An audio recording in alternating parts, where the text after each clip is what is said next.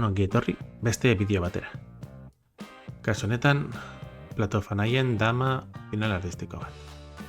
Hau, bestetan baino pizkat errazagoa da, eta nahiko erraz ateratzen da, ohartzen badin bagea, ezin dugula dama betzaren xakeak baimendu. Hau da, nolabait, gezazpi laukia, beti kontrolpean eduki behar dugu. Leheneko mugimentua nahiko erraza da. Dama, tela jake. Eta hemen, hiru aukera daude. Lehenengoa arraroa da eta fila zelau, ze horrek ez du zer egiten, bezelau, bakarrik alde biditzen du xakeak damakin, baina damak gezortzi bakarrik xake bada, beraz bezelau, dama desei xake, errege B5, dama desazpi xake, errege A5, eta hau oso horraz irapaztago.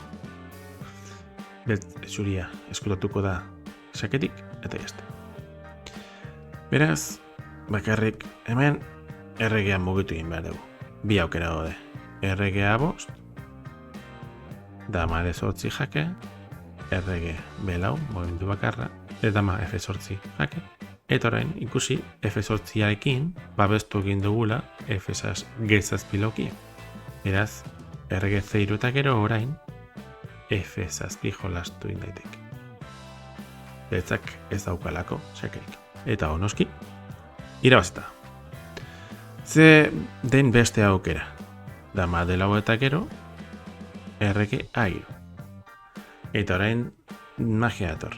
Dama bat errege B4 eta orain F7. Izugarri.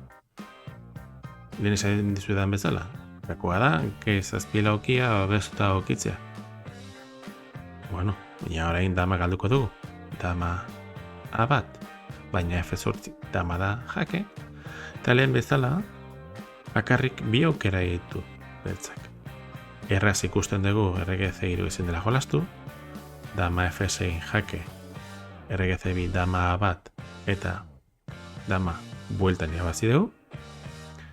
Beraz, errege A5, dama D8, errege B4, dama D6, garrantzitsua da hor egotea A3ra ez juteko errege beltza. Horren, lehen bezala, errege C3 ez du funtzionatzen dama E5 jake eta dama jango dugu. Beraz, errege A5 berriro, baina orain, B4 laukia babestuta daukagu, B4 jake, errege A4, dama A6, errege B4, dama bat. Eta dama berriro irabazi. Esperik asko hor egoteagatik eta horrengo bideo batera arte.